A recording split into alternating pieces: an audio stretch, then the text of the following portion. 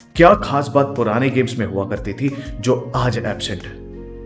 Various factions, regiments, माहौल देखकर लगता था कि हम एक मिलिट्री बेस्ड गेम खेल रहे हैं। एक रेस्पेक्ट भी होती थी, एक रेस्पेक्ट भी प्रोवाइड करी जाती थी कि आज ही एक रेस्पेक्ट होती है, अपना एक दर्जा होता है, अपनी एक डिग्निटी होती है।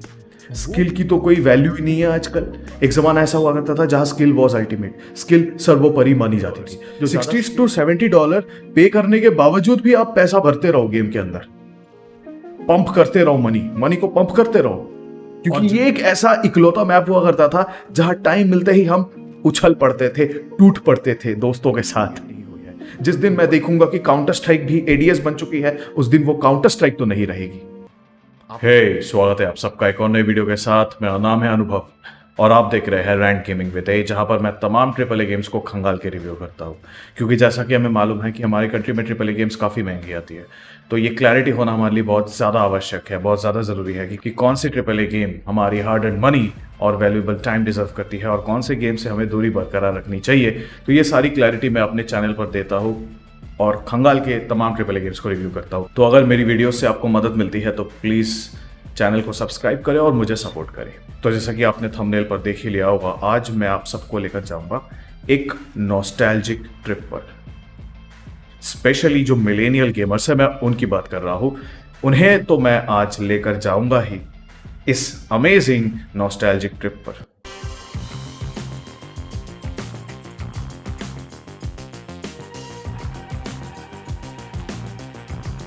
तो फुटेज देखकर आप समझ ही गए होंगे कि आज हम काउंटर स्ट्राइक के बारे में चर्चा करने वाले हैं। हाल ही में रिलीज हुई जो लेटेस्ट टाइटल है काउंटर स्ट्राइक 2। तो काउंटर स्ट्राइक 2 के वीडियो में आगे बढ़ने से पहले मैं आप सबको एक बैकग्राउंड देना चाहूँगा। और आगे बढ़ने से पहले मैं ये रिकमेंड करना चाहूँगा कि मैंने जो कॉल ऑफ ड्यूटी पे बेस्ड तमाम वीडियोस बना रखे हैं, आगे भी लेकर आऊँगा, उन वीडियोस को आप ज़रूर चेक कर ले, क्योंकि ये पॉइंट बहुत ज़्यादा ज़रूरी है कि हमें पुराने गेम्स रिविजिट क्यों करने पड़ रहे हैं, आज के गेम्स इनकम्पिटेंट क्यों है, specially competitive games, specially first person shooter games इतने इनकॉम्पिटेंट क्यों बनते जा रहे हैं। क्या खास बात पुराने गेम्स में हुआ करती थी जो आज एब्सेंट है, उस विषय पर हम पहले चर्चा करेंगे, फिर हम नॉस्टैल्जिक ट्रिप पर जरूर जाएंगे।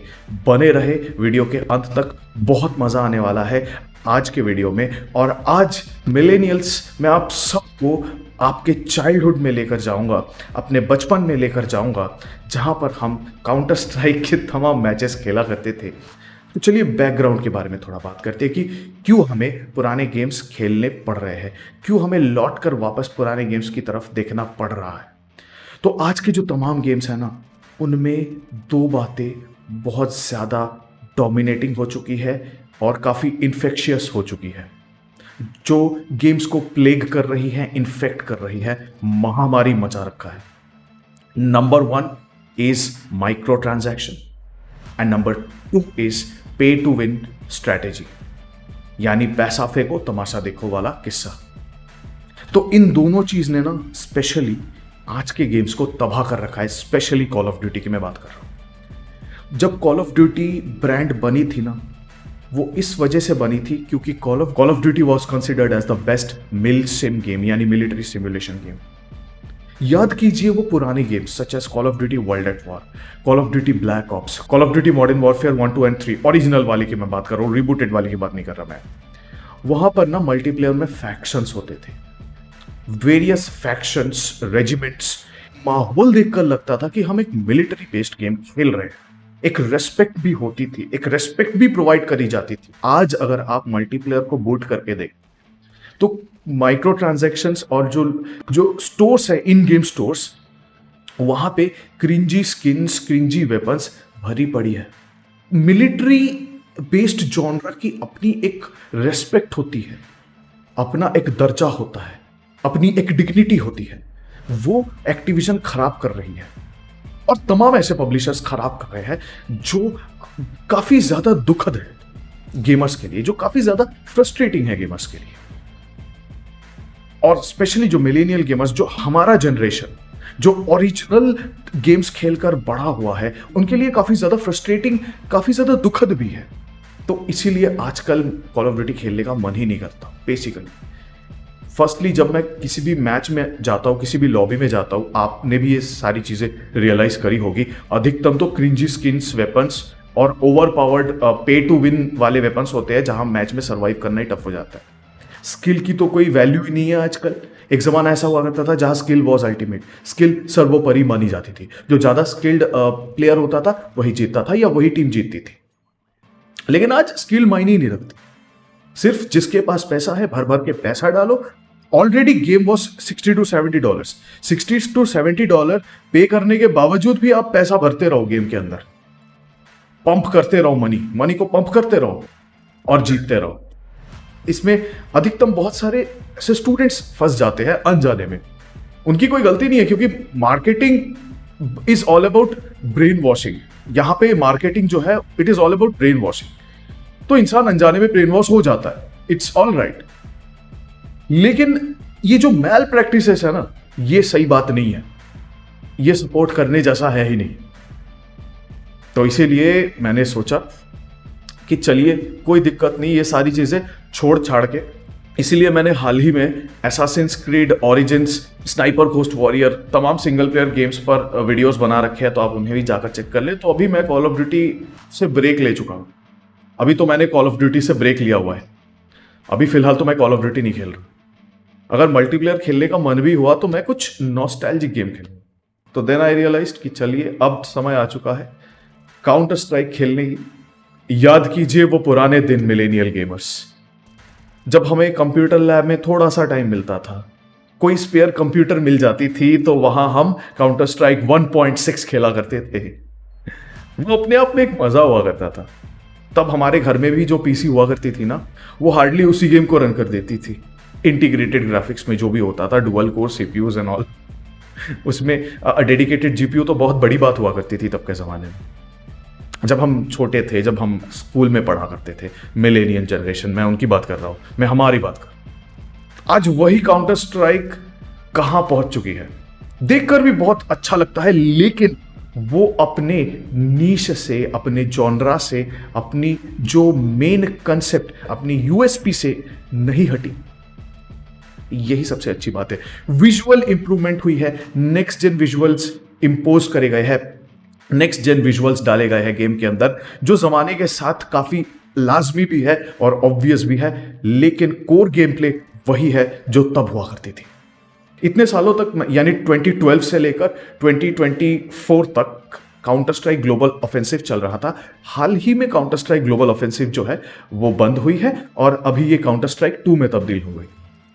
The gameplay mechanics is the same which was way back in Counter-Strike 1.6. D-Dust 2 map, आप कोरिलेट कर पाओगे। D-Dust 2 मैप सुनते ही ना मिलेनियल गेमर्स हम ना एनर्जाइज्ड हो जाते हैं, हम नॉस्टैल्जिया से भर जाते हैं। अगर आप सहमत हो तो कमेंट बॉक्स पे मुझे जरूर बताएं, क्योंकि ये एक ऐसा इकलौता मैप हुआ करता था जहां टाइम मिलते ही हम उछल पड़ते थे, टूट पड़ते थे दोस्तों के साथ। वही नॉस्टैल्जिया मैं इस गेम के अंदर रिलिश कर रहा था, एंजॉय कर रहा था। काफी सालों बाद बहुत मजा आया मुझे। मैं बीच में थोड़ा काउंटर स्ट्राइक से हट चुका था। मेरे हिसाब से आप में से कई लोग हट चुके होंगे, और मैं कॉल ऑफ ड्यूटी या बैटलफील्ड में शिफ्ट कर चुका था, जो कि मेनली एडीएस बेस्ड गेम है, aim down sights ADS.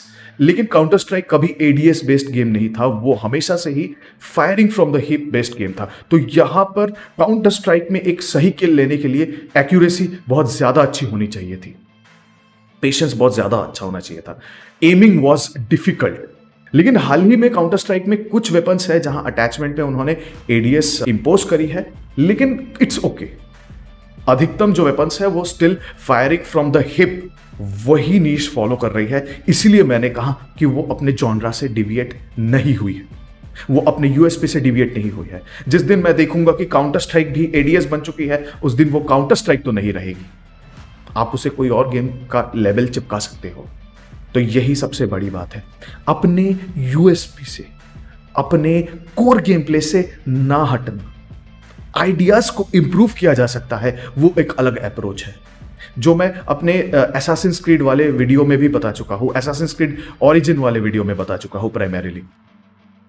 Ideas को डेवलप किया जा सकता है, आइडियाज में इंप्रूवमेंट लाई जा सकती है, लेकिन कोर गेम प्ले कभी चेंज नहीं होना चाहिए।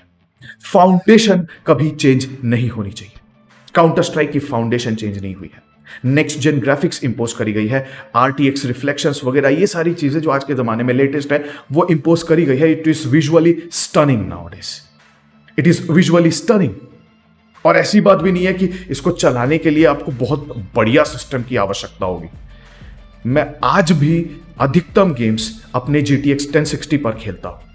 तमाम जो फुटेज आप मेरे वीडियोस में देखते हो वो 1060 में ही रिकॉर्डेड होती है, कुछ Xbox सीरीज S में रिकॉर्ड होती है, अधिकतम जो है वो 1060 में रिकॉर्ड होती है। ये वीडियो, ये फुटेज भी जो आप देख रहे हो वो भी 1060 पर ही रिकॉर्डेड है। Look, it always runs at 60+ frames per second with high settings. It is a latest title. अब देखिए, RTX और रे ट्रेसिंग वाली चीज थोड़ी फैंसी है। ज्यादातर कॉम्पिटिटिव गेम में इसकी आवश्यकता नहीं होती। Counter strike is a highly competitive game. Competitive game में ना रे ट्रेसिंग, रिफ्लेक्शंस, इन सब सारी चीजों की आवश्यकता नहीं होती, तो इसीलिए आप इसे आराम से इग्नोर कर सकते हैं। और इसके अलावा भी टेक्निकल पॉइंट ऑफ व्यू से भी ना गेम्स स्टेबल नहीं होते। PC की मैं बात कर रहा हूं। और सबसे बड़ी बात, it is a free to play title. Counter strike 2 is free to play. एक पैसा नहीं लगेगा गेम को खेलने के लिए। हाँ, यहां पर अगर डेवलपर्स ने, पब्लिशर ने माइक्रो ट्रांजैक्शन थोड़ी भी घुसेड़ी होगी तो इट्स ऑब्वियस, लाजमी है फिर भी, क्योंकि कोर गेम जो है वो फ्री टू प्ले है। तो आप इसे ट्राई जरूर करें। And trust me, it's worth your time, it's worth your hard earn money. So it's worth your time and definitely you won't get disappointed, trust me. आप इसे जरूर ट्राई करें। तो आज की वीडियो के लिए इतना ही। यहां तक बने रहने के लिए आपका तहे दिल से धन्यवाद। इसी प्रकार मैं अपने चैनल पर तमाम AAA गेम्स की फुल रिव्यू लेकर आता हूं। आज तो हमने कुछ जनरल डिस्कशंस करी, लेकिन अधिकतम वीडियोस में मैं फुल्ली गेम्स को, AAA गेम्स को मेनली रिव्यू करता हूं, क्योंकि AAA गेम्स काफी महंगी आती है हमारी कंट्री में, अगर हम सेल की बात करें तब पर भी। तो इसलिए क्लैरिटी होना हमारे लिए बहुत ज्यादा आवश्यक हो जाता है कि कौन सी गेम्स आपकी हार्ड एंड मनी और वैल्यूएबल टाइम डिजर्व करती है और कौन सी गेम से आपको दूरी बरकरार रखनी चाहिए। तो that is it for today's video. यहां तक बने रहने के लिए आपका तहे दिल से धन्यवाद। मिलता हूं एक और धमाकेदार वीडियो के साथ। टिल देन अपना ख्याल रखिएगा। Signing out, adios.